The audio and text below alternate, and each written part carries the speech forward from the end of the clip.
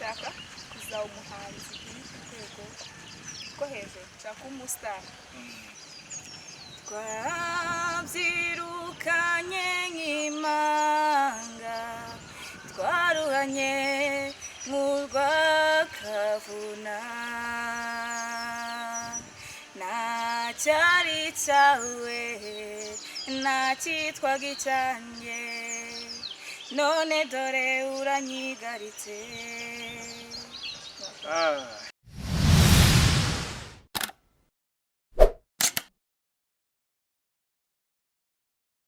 Nshuti bakunzi bamfata ikiganza TV, turabasuhuje. Twari tumaze iminsi tudaherukana ariko ntabwo twabibagiwe, turacyahari. Nanone rero nkuko bisanzwe tubatumirira abatumirwa batandukanye, cyane cyane urubyiruko rufite impano. Uyu munsi rero murabona turi kumwe n'umutumirwa, nagira ngo muhe akanya atangira twibwira. Murakoze, nitwa Mushimiyimana Shifra, mfite impano yo kuririmba. Mushimiyimana Shifra rero ufite impano yo kuririmba, ubusanzwe ubarizwa hehe, utuye hehe muri make? Ntuye mu murenge wa Cyeza, akagari ka Kivumu, umudugudu wa Bwiza, akarere na Kamuhanga. Urakoze cyane. Mushimiyimana Shifra, umuntu akwitegereje arabona ko ukiri umwana mutoya, byumvikane ko waba uri mu mashuri hasi. Yego. Rero nk'abatakuzi, wiga hehe, wiga mu kangahe, mu kihe cyiciro?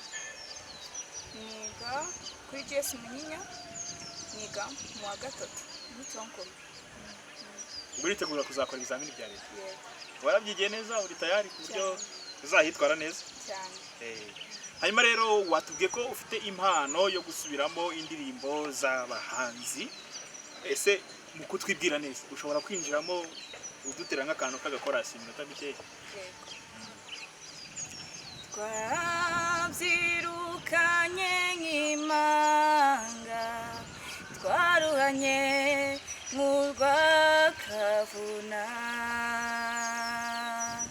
ntacyari cyawe ntacyitwaga icyanjye, none dore uranyigaritse.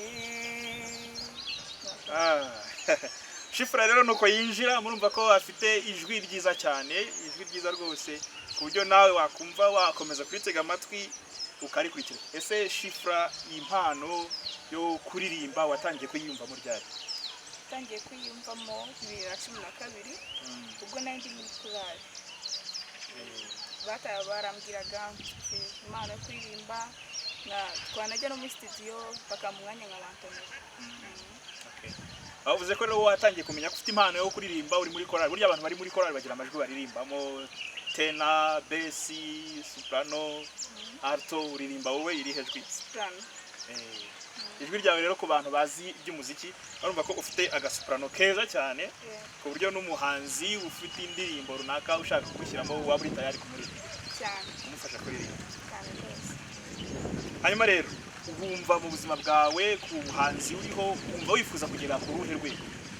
Nshaka kuzaba umuhanzi uri ku rwego rwo hejuru, nshaka umusitari. Ako nkaba umusitari ku bintu byiza, nkaririmba nkamenyekana mbese ahantu hose.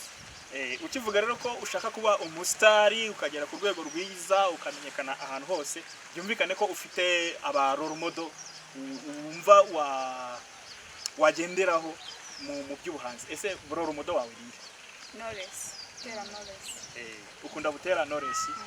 Wumva rwose wazagera ku rwego nk'uko? Cyangwa byangombwa ukamuremera. Rero twizere ko abantu bakurikiye Mfata Ikiganza TV bashobora kuzabidufashamo rwose, bakadufashiza Shifra Mushimiyimana akazahura na Butera Knowless, yumva yihebeye ko yumva yagera ku rwego nk'urwe mu miririmbire yewe akaba yanamurenga. Hanyuma rero umuntu yakwibaza ati kuki usubiramo indirimbo z'abandi bahanzi ariko ntubashe kwandika izawe? Ni iyihe mpamvu? Nanjye nisanzwe mfite impano yo kuririmba, ariko impano yo kwandika ntabwo nyumva neza, ariko mbonye indirimbo zanditse naziririmba, nabishobora. Uze ngo habonetse umuntu ukwandikira indirimbo wowe ushobora kuzirimba kandi ukabishobora? Nazirepeta nkaziririmba. Hanyuma rero hari ibintu byinshi mu muziki, hari ukwandika indirimbo, umuntu akandika texte amagambo akayashyira hariya, ariko hari no gushyiramo injyana wa muziki. Ese ubonye umuntu kwandikira amagambo, umuziki wowe ushaka kuwishyiriramo cyangwa byaterwa n'amagambo arimo. Ubwo nahita mbona injyana nakoresha. Injyana ukaba wayishyiriramo bigakunda. Ubwo rero urumva ko ukeneye umuntu mufatikanya mu muziki wawe kugira ngo ibintu birusheho kugenda neza. Katwizere ko bizagukundira. Hanyuma rero umuntu yakwibaza ati se habura iki kugira ngo ube wagera ku rwego rwo kuba warenga gukora cover z'indirimbo z'abahanzi, ngo noneho wowe ukora indirimbo zawe. Ni iki wumva kibura?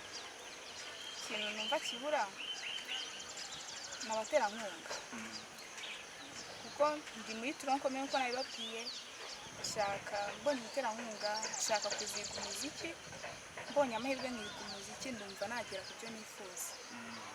Nk'umuntu rero uri muri Tronkomeye, wumva mu cyiciro gikurikiyeho ubonye umuntu ugutera inkunga yo kwiga umuziki, kujya mu ishuri ry'umuziki, wakora nyine iyo kariyeri niko navuga, iyo umuziki ukawiga neza ukawusobanukirwa cyane.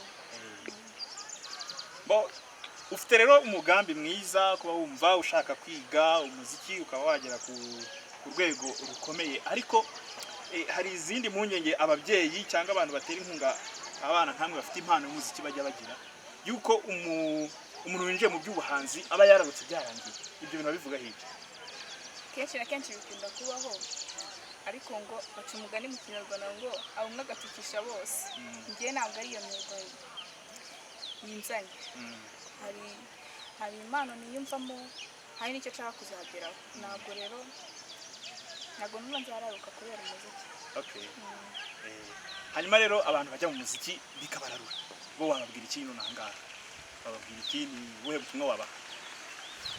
Ikintu nababwira abantu bajya mu muziki bikabararura, ujye wibuka icyakuzanye mu muziki, ujye wibuka intego wihaye ujya kujya muri uwo muziki.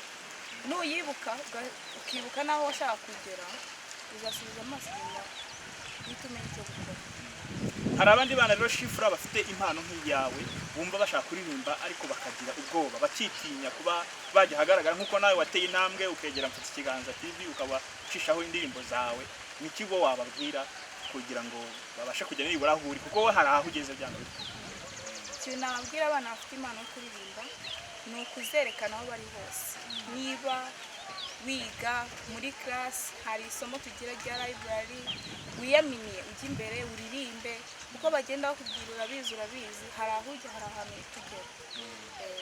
Urambwira uti uko bakubwira bagenda bakubwira ngo urabizi, hari ahantu ugera, ariko iyo uhuye n'umuntu uguca intege muri gahunda yawe yo kuririmba, ubyakira ute? Birambabaza, ariko ibyo ambwiye nanone bigenderaho ndushaho gukunda iyo kuririmba. Ukaboneraho ugakosora ukafasha gutera imbere. Tutera abakunzi Mfatikiganza TV, nkuko dukomeje kumva Mushimiyimana Shifra, burya iyo umuntu agukebuye akakubwira ati ariko ahangaha ntabwo bigenda neza, ntabwo ari impamvu yo gucika intege ngo usubire inyuma, ahubwo abagutera imbaraga kugira ngo ukosore bya bindi bitagenda neza, hanyuma ubashe kuzamuka utere iyindi ntambwe.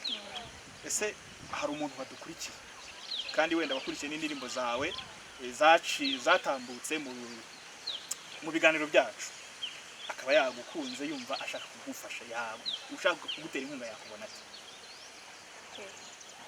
Mfite telefone, mfite nimero 078 15 74 54 ndasubiramo 078 15 74 54 naho ngaho yambaye. Hanyuma rero buriya mu buzima umuntu agira umuntu ugenda amutera imbaraga mu byo akora. Ibyo byose mu miririmbire yawe, kuba ugeze kuri urwo rwego rwo kuba ugaragara imbere ya kamera za Mfatikiganza TV, nuko hari abantu bagiye bagutera inkunga. Ni bande ushimira kugeza ubu ngubu baba bagira icyo bagufasha bakagutera inkunga yo kumva wazamuka nawe mu buhanzi bwawe? Ndashimira mbere na mbere abanyeshuri twigana, kuko bampa icyizere. Nkashimira none umuhungu witwa Patrick wiga ku kigo cyacu, wamuje mu Mfatikiganza TV. Ndashimira nawe kandi wamenye. Ababyeyi bawe nta kayi kajambo bababwira? ababyeyi banjye ndabakunda cyane, baranshyigikira, bampa umwanya kugenda nkaririmba. Iyo mbabwiye ngo njye kuririmba ntabwo babitindaho cyane, bampa umwanya, ndabashimira cyane. Babyeyi rero namwe mufite abana bafite impano zitandukanye, ntimukabapfukirane nk'uko ababyeyi ba Shifra bamufashamo bakamurushya akajya kuririmba. Hari n'abandi bafite impano zitandukanye, kuririmba, gukina umupira, gusimbuka, ibintu bitandukanye. Ababyeyi rero umwana niba afite impano ashaka kuzamura, mwimupfukirana, ahubwo ni mumufashe kugira ngo ayizamure neza, ariko munamufasha kugira ngo azayikoreshe mu kwiteza imbere, ntazayikoreshe kugira ngo imusenge. Rero bakunzi bafite Ikiganza TV, mwari mudukurikiye, ibiganiro byacu nakagaruka naho ubutaha. Bye bye. Bye.